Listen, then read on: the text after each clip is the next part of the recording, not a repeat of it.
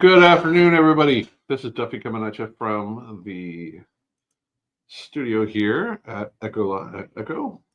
How's it going? Good to see you, Jamal. If you're out there, just let me know you're out there. It's awesome to see you all, as always.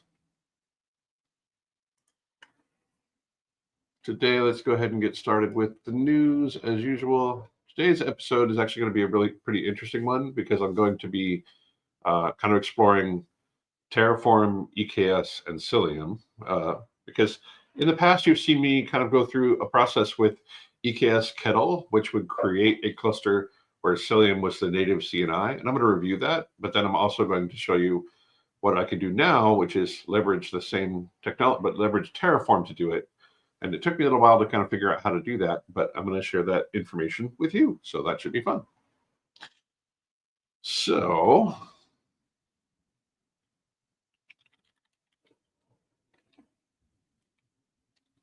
let's jump into our newsletter as usual.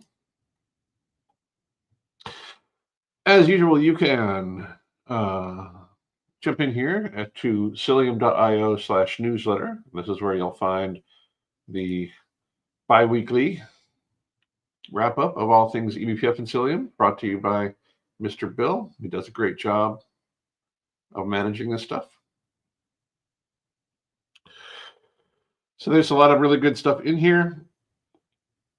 Some new changes to the Quick protocol, so upgrading UDP servers without dropping a single packet with eBPF.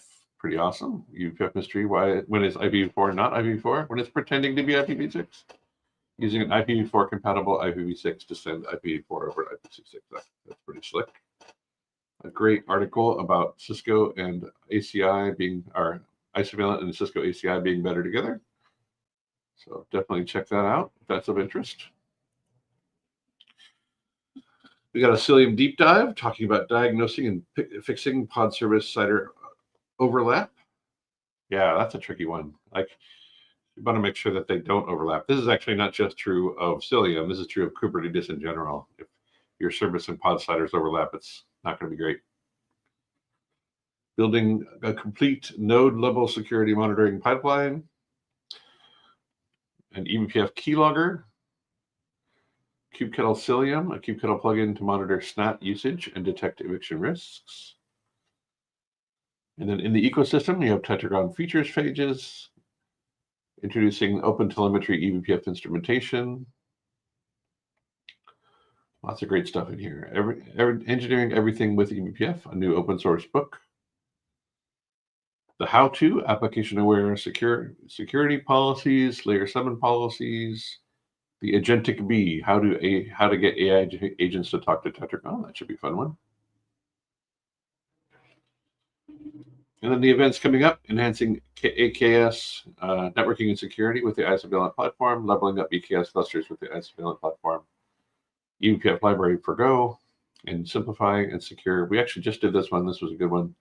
Simplify and secure Red Hat OpenShift with the Isovalent platform, and then SIGCOMM coming up in September. All right. That's our news. Let's jump into our notes. So,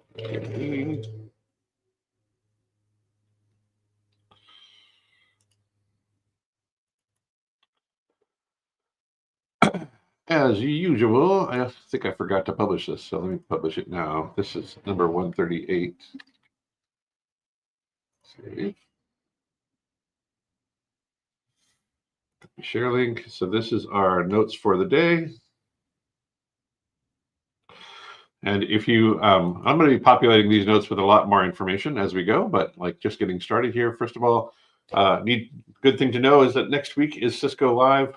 It's going to be a crazy week in San Diego. If you're going to be at Cisco Live, or if you're in San Diego and you want to meet up, just let me know. It'll be awesome to catch up with folks. This link here is my blue file, is my Blue Sky profile. So if you want to send me a message that way, please, you are welcome to do so. But there's lots of really great talks about eBPF and a bunch of Isovalent talks coming up at Cisco Live next week that are all going to be pretty awesome stuff.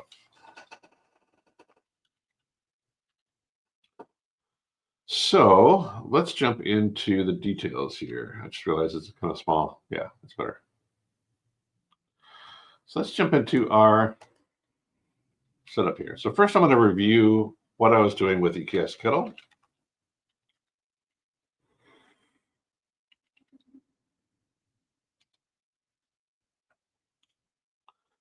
So with EKS Kettle, what I was able to do previously was actually leverage the EKS Kettle API to stand up a native Cilium cluster. And I want to talk through like how that works, right? And so typically what would happen is I would go ahead and create this file, which is a cluster YAML that EKS accepts.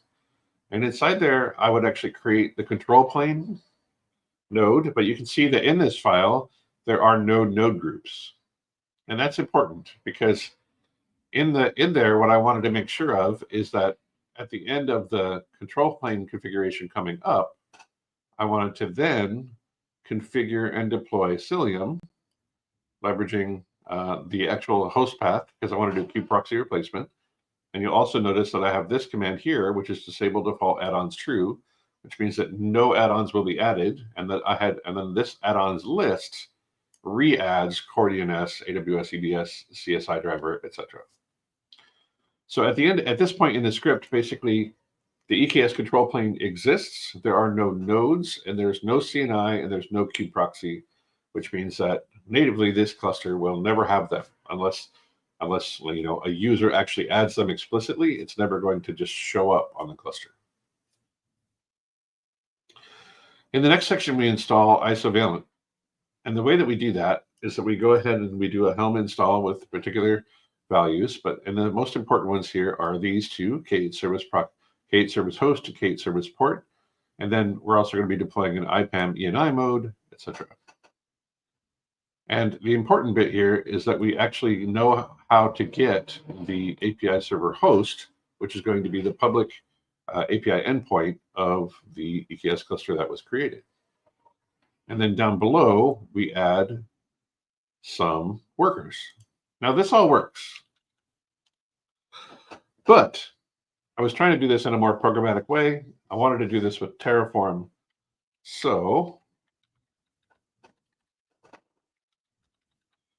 I created this Terraform here.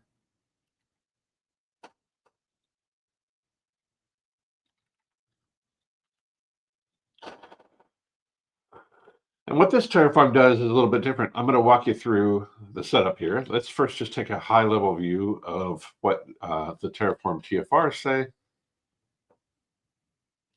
And then we can kind of go down into the detail and see how it actually all works. And so the variables that this thing takes are cluster name, Cilium EKS in this case, and then Cilium version and repo, which are the version of Cilium that you want to deploy, and then the repo that you want to deploy it from. The wrong repo, so fix that up. I don't know, I guess I typoed it there.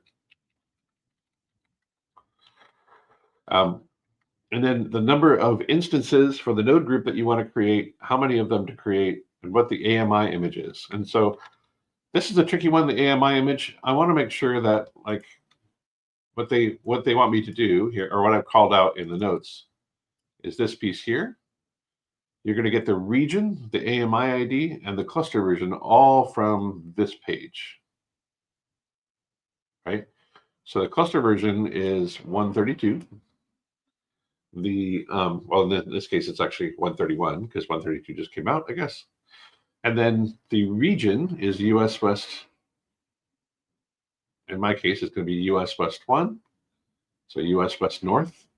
And then that maps to the AMI, which is 4F4. Oh, I'm looking at 131 right now, sorry.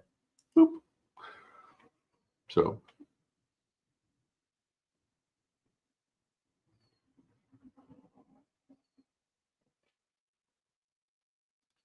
that should be this one, but it's not. How interesting is that? Is it jammy? Nope. Huh. Anyway, well, let's fix it up. So actually, let's just upgrade this one. Let's take this to 132, and then we'll grab our AMI for US West 1. We want the AMD 64 one. They actually do ship an ARM one as well, which I think is pretty cool, but I'm not going to push that here.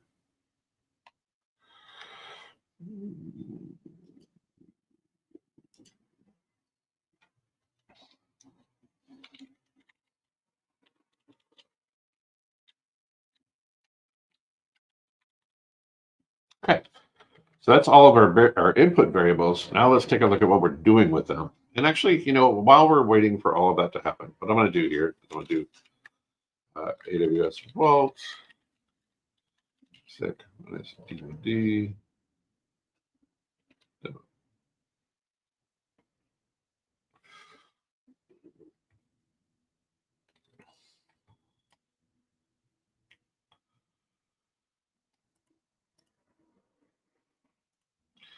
So let me get logged in here.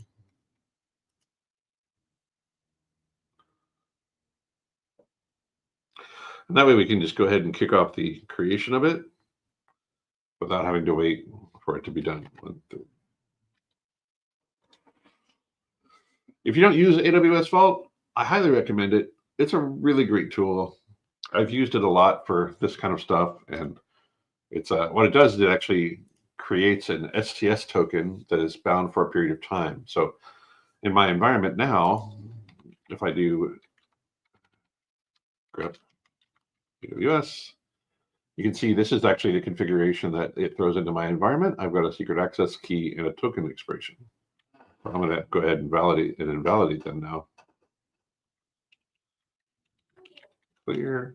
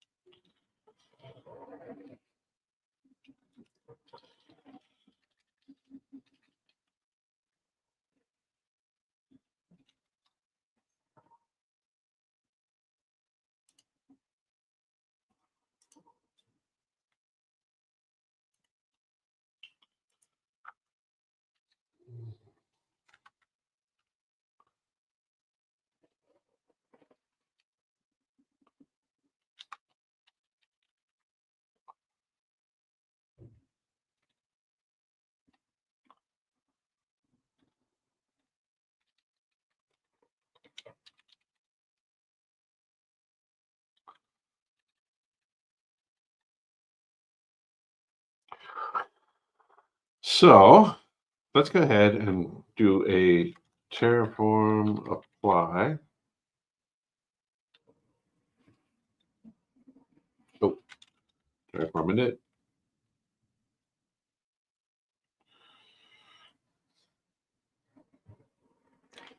And then while this is coming up, we'll go ahead and do the work of walking through the code base and showing you what it's actually going to do. And if you have questions, feel free to ask them as we go. So Terraform apply.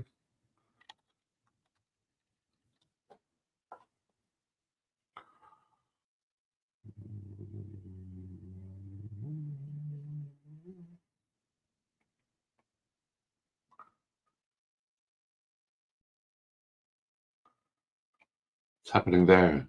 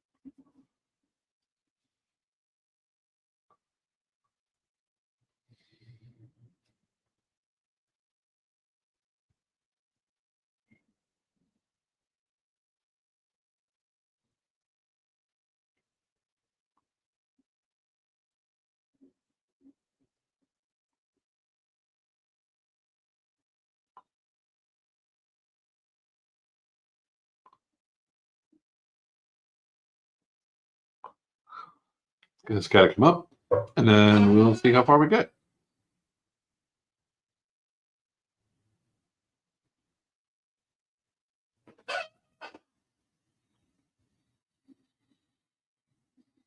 Hey, Marco, good to see you. Welcome. Glad you're here.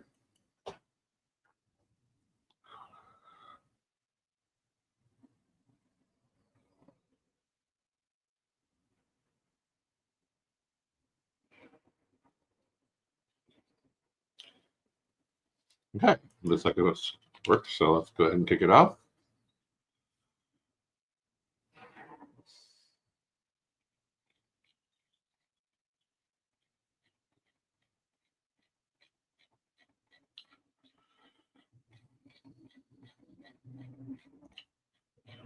So much data.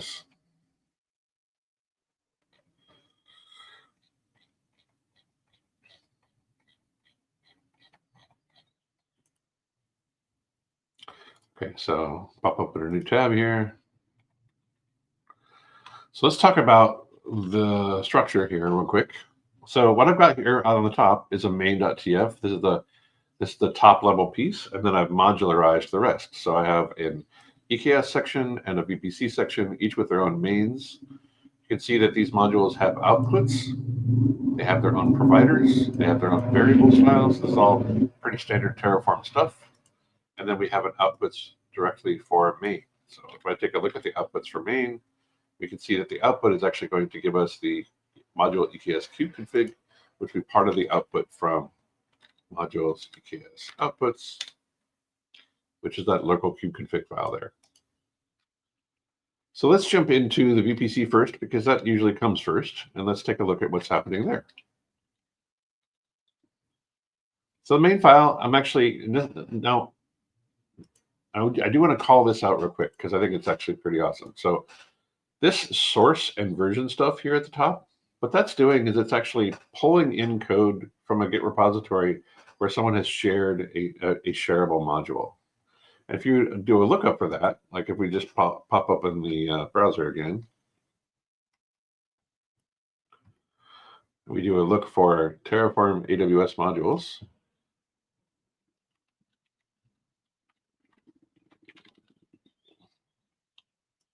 That takes us to this repository,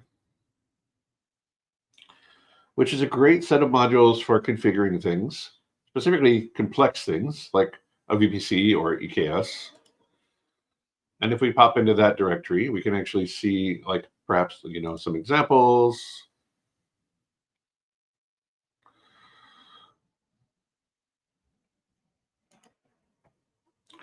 There's a complete example of what this looks like. Let's just take a look at the main. And so in the main here, we have like our local region. We have VPC CIDR. We're creating a slice of VPC CIDR addresses. It's like doing all of this work, but it's actually making it very simple for me to do this work, because I'm not actually having to go through all of the work of defining all of these components myself. And so let's take a look real quick at how I implemented it in my side. So on my side, I've got module VPC. I'm pointing at the source. I'm giving the version or the tag that I want of that source.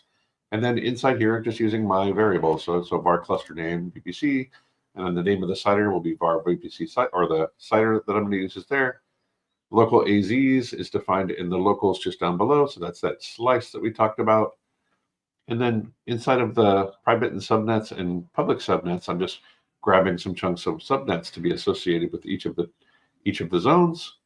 I'm enabling the NAT gateway. I'm enabling a single NAT gateway. I've got public subnet tags as described here, and private subnet tags as described there. And what this will do is it basically makes it so that by default, unless you configure something specific in annotations, if you create a load balancer, it's going to be an internal ELB. Then we got our tags, and then we have that data for the availability zones to be created. So that basically configures our VPC. If we take a look at our outputs, that's the public subnets, the list of public subnets, and the private subnets, the list of private subnets. and then the VPC ID. So back to main. Your main file looks more like a traffic file, right? It's going to take, it's calling those modules down at the lower layer and giving them unique input. And this way you could actually stamp them out, like if you wanted to create a bunch of them, for example. So here's your source. It points out .modules VPC. And then our cluster name, the only variable that VPC takes is the cluster name. So var cluster name. And then and then the EKS cluster takes a few more variables, same source argument, the VPC ID, the public subnets, the private subnets, the instance type, the cluster name, the instance count, the AMI ID, and the cluster version. So let's jump into modules EKS here. And we can take a look at the main. So here we're configuring EKS in much the same way that we were talking about before. So this is pretty neat. Again, kind of maps to that thing I was talking about before. Let me just actually do a split with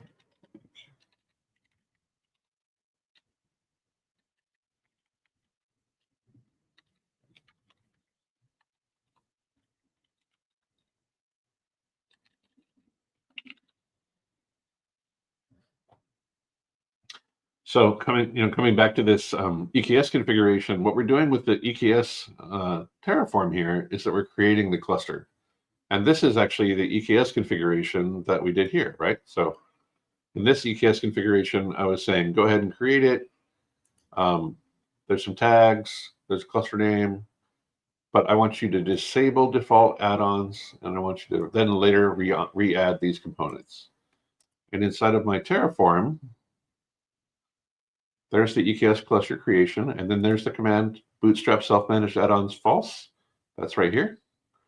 And then our cluster name, our cluster version, our cluster endpoint, whether it's public or not. Enable cluster creator admin permissions. This is a convenience feature. And what it does is it makes it so that the entity interacting with AWS, the token that's there, will have admin credentials for the cluster.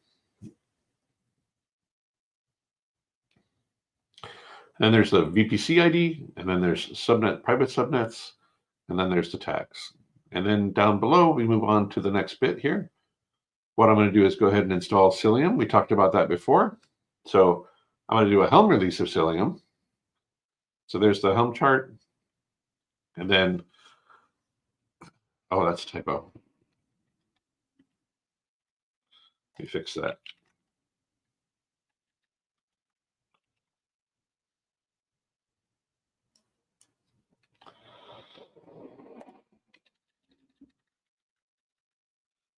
I mean, if you can catch the typo, that would be pretty amazing. But it took me a minute to finally catch it myself. So modules.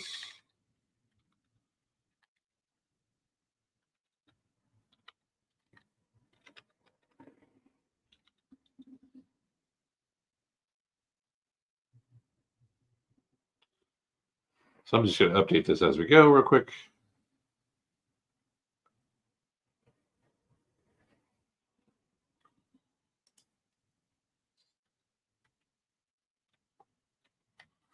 Let's just jump. Let me go ahead and close that for now. And then inside here, I want to depend on the cluster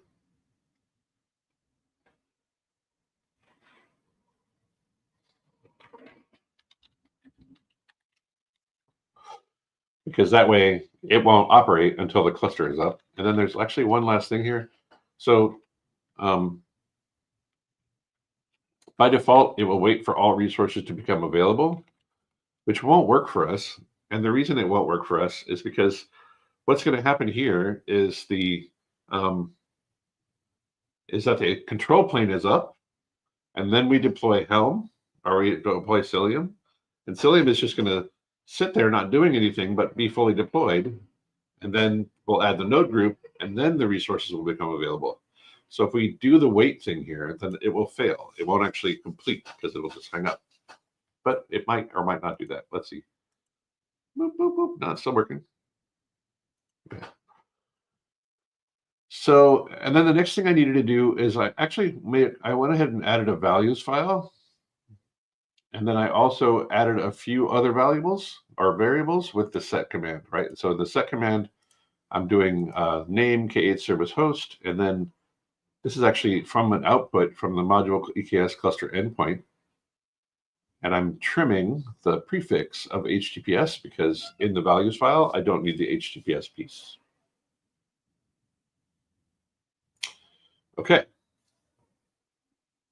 So let's take a look at the values file real quick.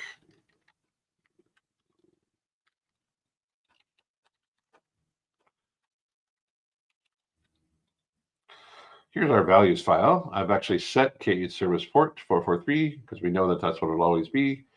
Set queue proxy replacement true, egress gateway, all that good stuff. And then I'm actually setting the K8 service host in that set command earlier. I'm enabling the ingress controller, et cetera, et cetera. So all of that's in there, and that should all just work.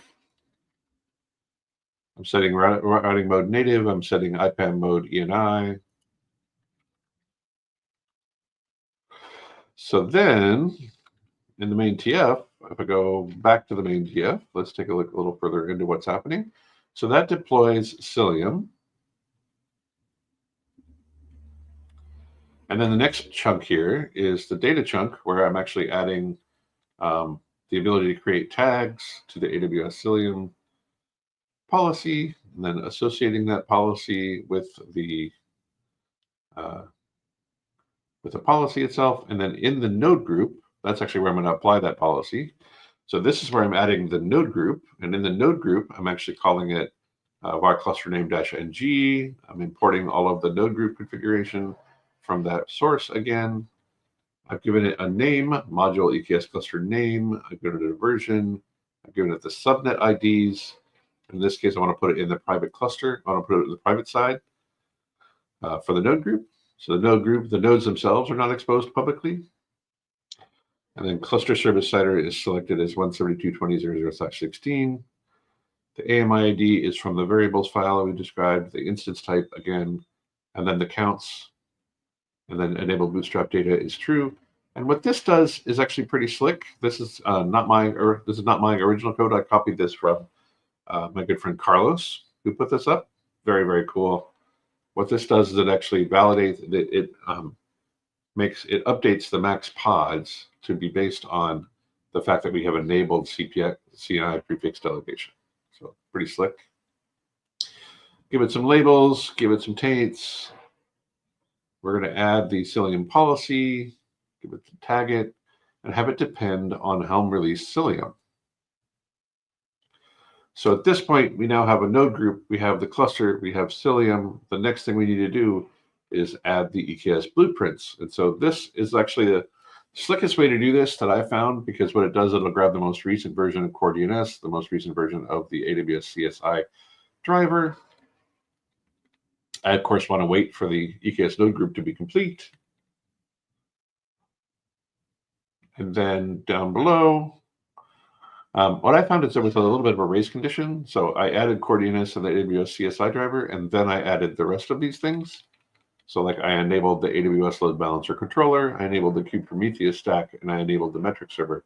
And that is a lot of YAML that I don't have to actually like create myself. I could just leverage the EKS blueprint add-ons for, which is so cool. So cool.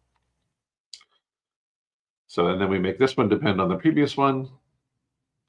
And then this is actually a little trickery of my own. What this does is it will actually create a kube config that is token-based rather than AWS auth-based, which means that it doesn't expire, it's easy to work with, and I don't need to give the consumer of it AWS credentials. And so what's happening here is I'm creating a service name. I'm creating a service account, and the name is going to be local SA_name. It's going to be in the kube system namespace. I'm auto-mounting the service account token. And then in the admin token, I'm going to create an admin token. Right here it says and this is the important part. This is actually creating a secret.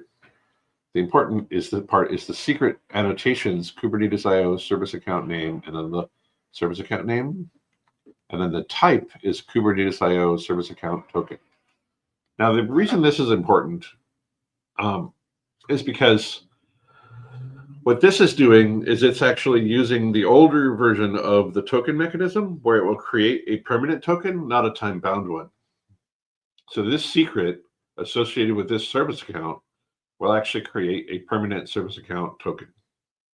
Whereas in more recent versions of Kubernetes, when you generate a token, the token is time-bound. This one will be permanent. And that's actually what I was looking for in this scenario. And that way I could give the consumer just a straight-up token. Then I create a role binding. And so this is going to be the Kubernetes cluster role binding. I'm giving that token cluster admin access. And then here's our locals. So our SA name is going to be the cluster name -admin. And then our template vars, cluster name, cluster endpoint, cluster CA, and token. And then there's our template file, so kubeconfig.tpl, and then our actual vars going into it.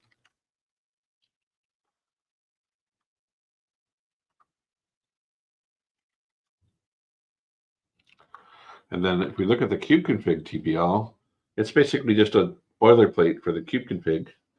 And then what I'm doing is I'm actually using cluster name for everything. And then I'm using the cluster CA that's actually pulled from modules, EKS cluster certificate authority data. I'm using the token, which is pulled from Kubernetes secret v1 admin token data token. And the cluster endpoint from module EKS cluster endpoint. And that populates this kubeconfig, which is the whole shooting match. Oh, what happened?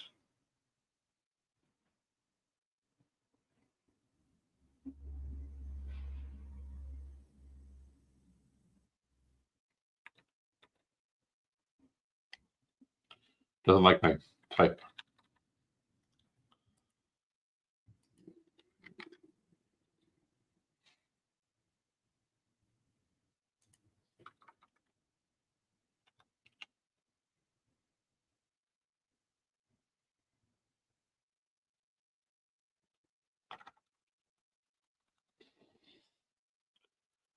Did I mess this up? I thought it was, yeah, isn't there like a T3 medium?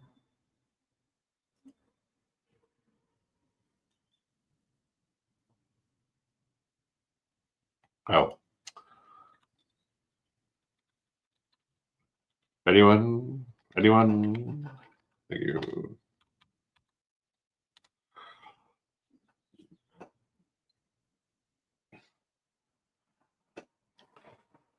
Put a dash instead of a dot. That was my bad. We'll reapply here, and then we should be able to get a little bit further.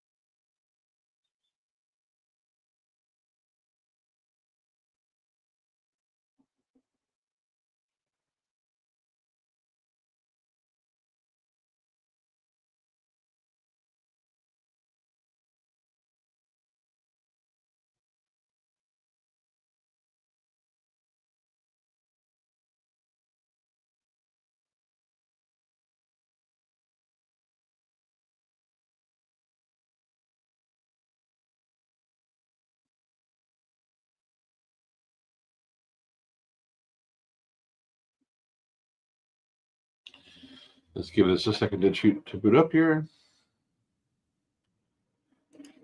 Yes.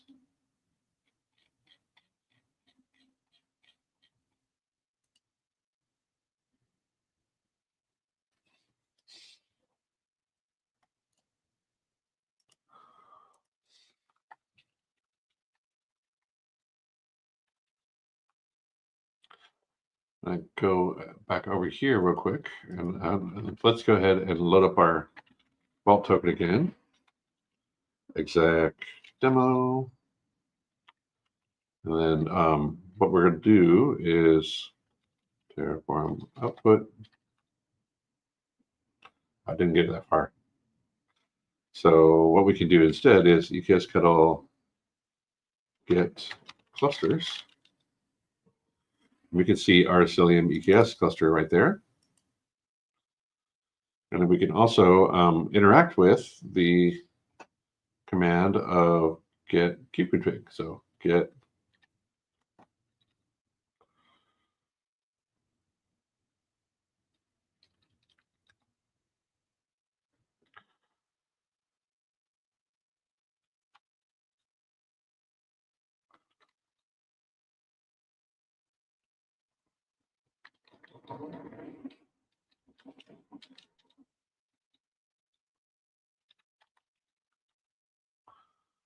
we called it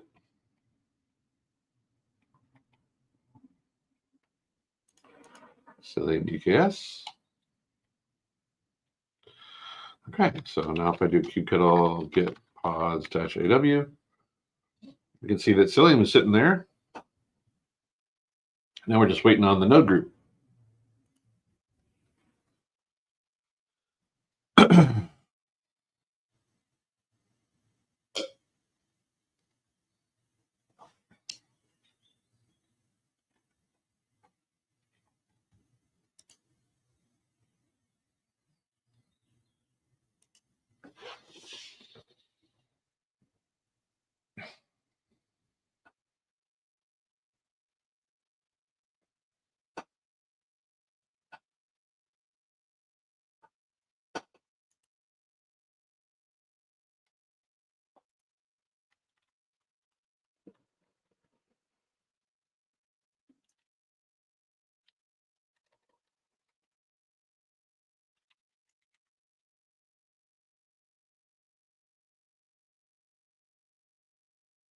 Yeah, there we go. Looks like our node group came up. You can see it over here.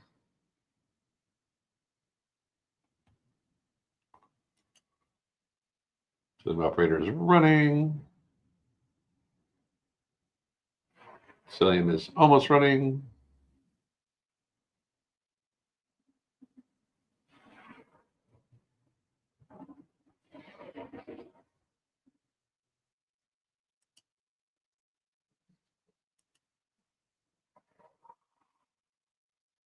Right, there we go.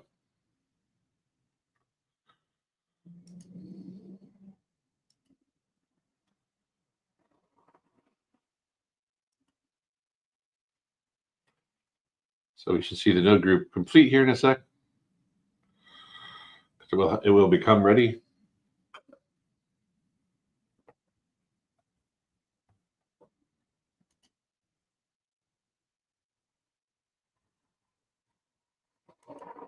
There we go.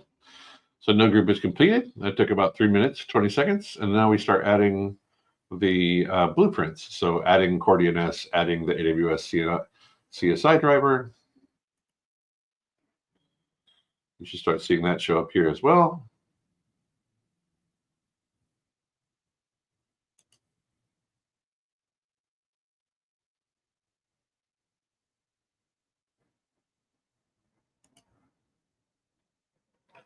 So I saw the creating part. So that means I should, there we go. See, there's our CorDNS. There's our AWS CSI driver loading up. Those things are working.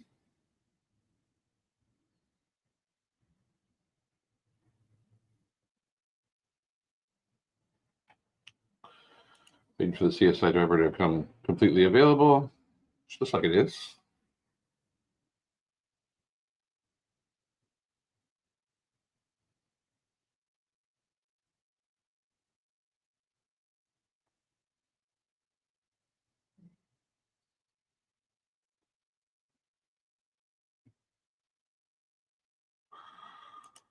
So then the next part, once this actually detects that it's been completed, then we go on to the other pieces. And this is going to be deploying the Prometheus stack, the metric server, a bunch of stuff.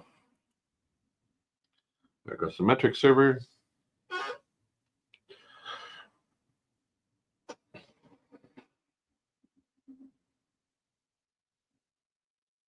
in the Kubernetes stack.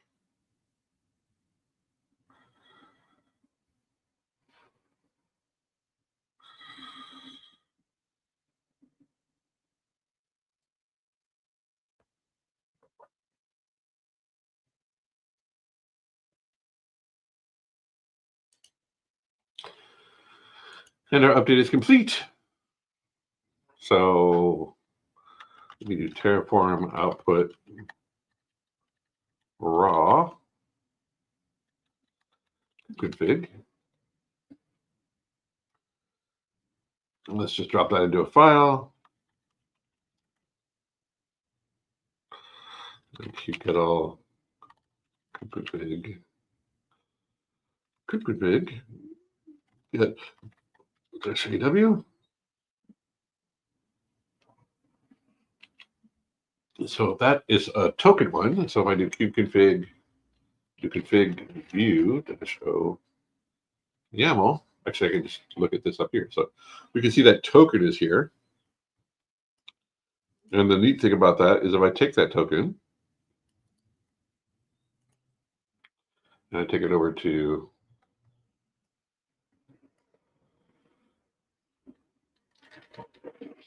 jwt.io,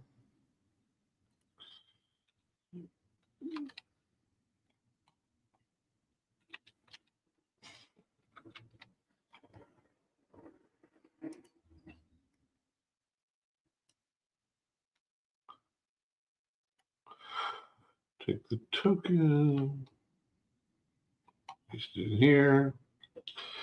You can see that there is no expiry,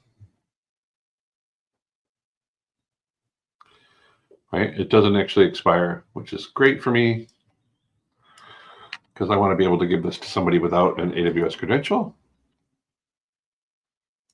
And if I go back here,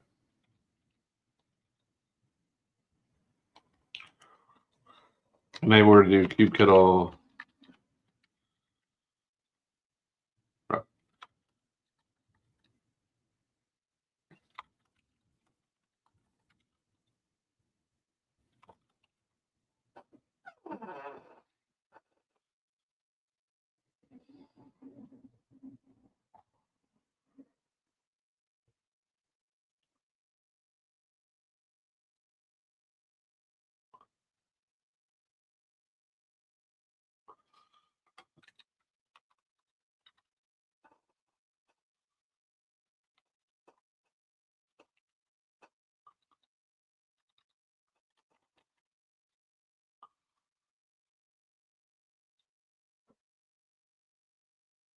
I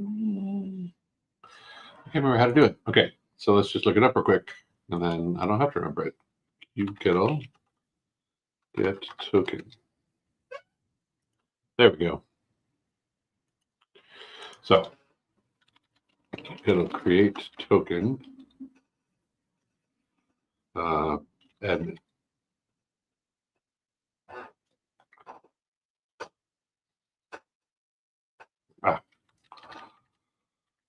-n cube system, and then the name of the cluster was Cilium EKS. And the name of the token. So let's take a look at this token, and I'll show you exactly what I mean by it doesn't have an expiry. So that's that JWT. If I go to JWT again, pop that out, grab this new token that was just generated, and I can show you why it needed to be a permanent one, which in itself is a pretty interesting little piece of information. There's our expiry, and it will expire at 12:45, which is in about an hour. And there is stuff that you can do to kind of extend it a bit. Like if I do, I think it's help duration 0 seconds.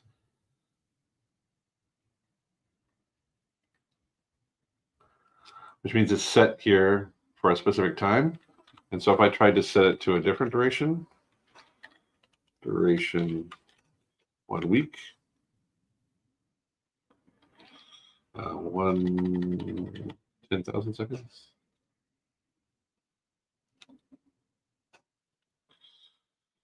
So yeah, see that? It got shortened to 86,400.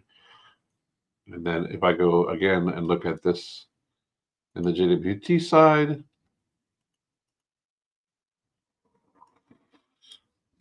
and honestly, there's good reasons why you have short-lived tokens. I'm not knocking that. I think it's important. I just think for my particular use case, I need a permanent token. Expiry. So now it'll expire on June 6th, which is today at 11:47. So no change.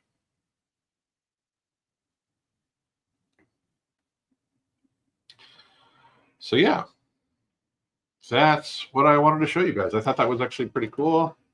Took me a little while to figure some of that stuff out, but it works really great. And yeah, at this point, I have a working cluster. Everything's working. I don't have any kube proxy. I don't have to worry about kube proxy coming later. I've added things like kube proxy or Kubernetes, the load balancer server, all that stuff's in there. It's a pretty cool solution. And so just wanted to share that with you.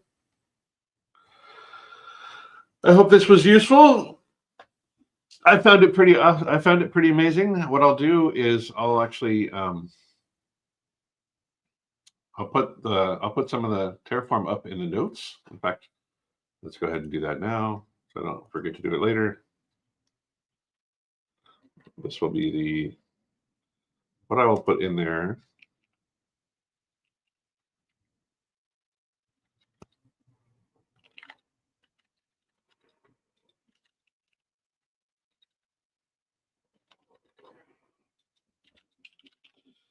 Is the magic part of this file.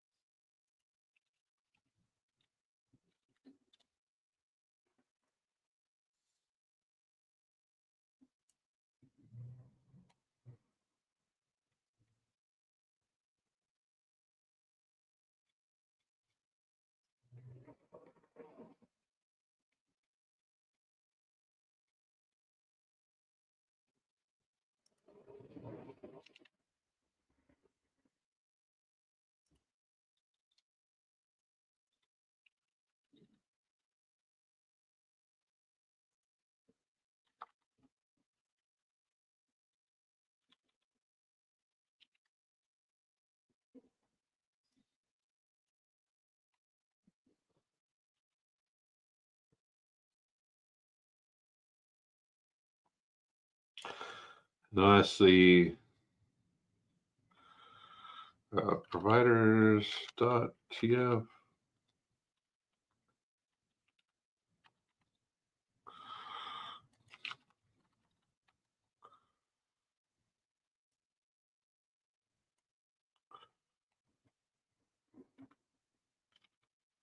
I just realized I was doing this in a way that you can't see it.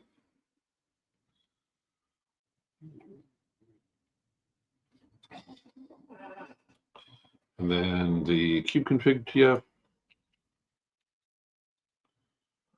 kube config template, I guess. Copy.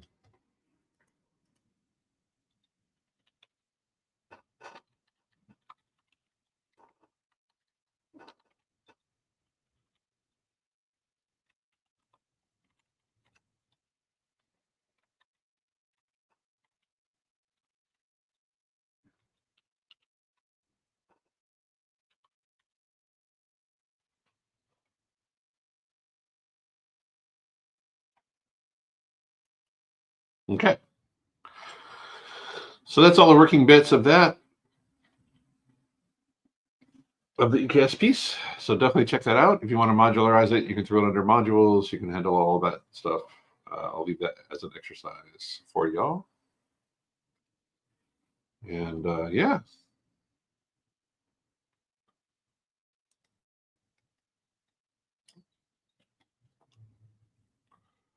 All right. So I think that shows you what I wanted to show you. I hope that was useful. I hope that if you're in San Diego next week, you let me know, because it'd be awesome to see you. We still see your term. Yeah, sorry about that. That was my bad. Thank you, Marco. And like I said before, if you do want to actually access these notes, I put them into the chat, but you can actually access them here.